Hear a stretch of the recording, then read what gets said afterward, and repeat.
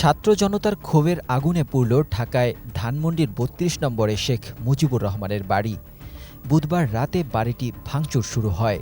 এরপর থেকে ঢাকার বাইরে বিভিন্ন জেলায় শেখ মুজিবুর রহমান ও তার পরিবারের বিভিন্ন সদস্যের বাড়ি ভাঙচুর, আওয়ামী লীগের নেতাদের বাড়ি ও আওয়ামী লীগের অফিস ভাঙচুর করে পুড়িয়ে দেওয়ার ঘটনা ঘটে।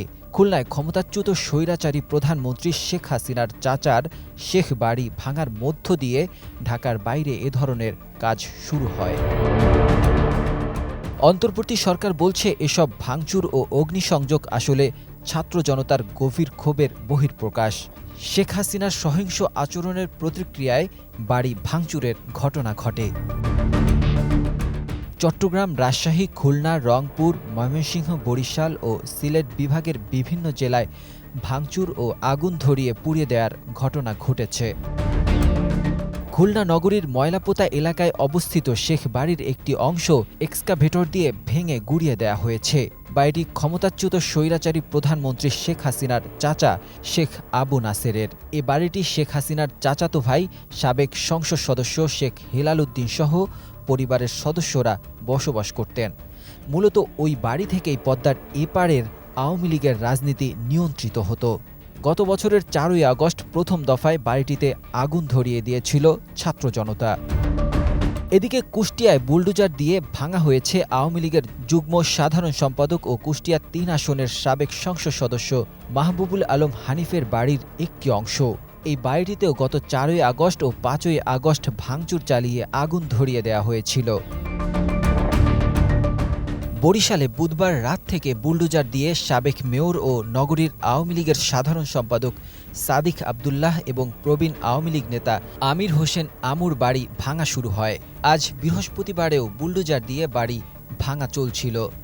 সাদিক আবদুল্লাহর বাবা সাবেক সংসদ সদস্য আবু হাসানাত আবদুল্লাহ বরিশাল জেলা আওয়ামী লীগের সভাপতি ও ক্ষমতাচ্যুত সাবেক প্রধানমন্ত্রী শেখ হাসিনার ফুফাতো ভাই। বুধবার রাত ২টার দিকে বরিশাল নগরের বগুড়া রোডে আমির হোসেন আমুর বাসভবন বুলডোজার দিয়ে ভাঙা শুরু হয়। বৈষম্যবিরোধী ছাত্র আন্দোলনের নেতাকর্মী ও শিক্ষার্থীরা সকাল পর্যন্ত ৩ তলা বাড়ির একতলার নিচের অংশ ভেঙে ফেলেছেন। ভোলায় আওয়ামী লীগের উপদেষ্টা পরিষদের সদস্য ও ভোলা ১ আসনের সাবেক সংসদ সদস্য তোফায়েল আহমেদের বাসভবন ভাঙচুর ও আগুন দেয়া হয়েছে। গতকাল রাত ১২টার পর এ ঘটনা ঘটে।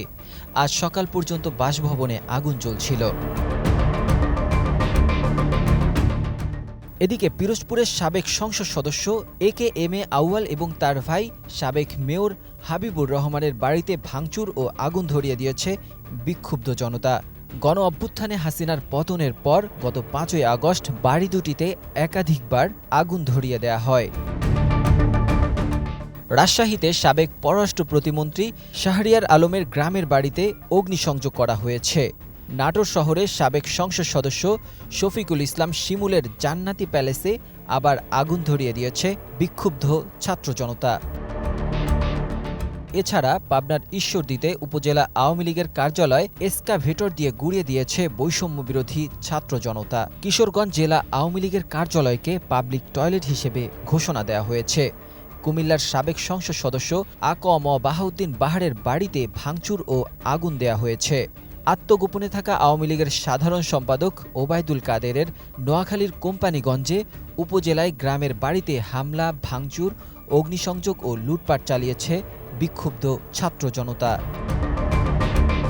এছাড়া সিলেট, সুনামগঞ্জ, রংপুর, রাজশাহী, পাবনা, ময়মনসিংহ, চট্টগ্রাম, নারায়ণগঞ্জ, চুয়াডাঙ্গা ও যশোরসহ বিভিন্ন জেলায় শেখ মুজিবুর রহমান ও শেখ হাসিনার মুরাল এবং নামফলক ভাঙচুর করা হয়েছে।